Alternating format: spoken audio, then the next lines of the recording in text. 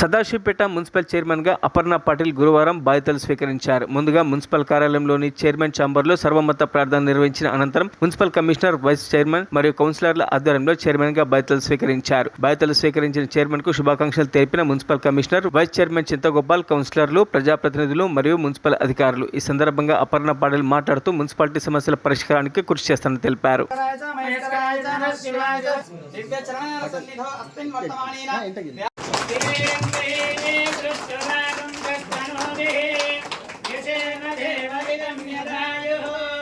स्वस्ति न इन्द्रो अरिष्ठनेमिः स्वस्ति नो बृहस्पतिर्दधातु शतमानं भवति शताय पुरुषस्य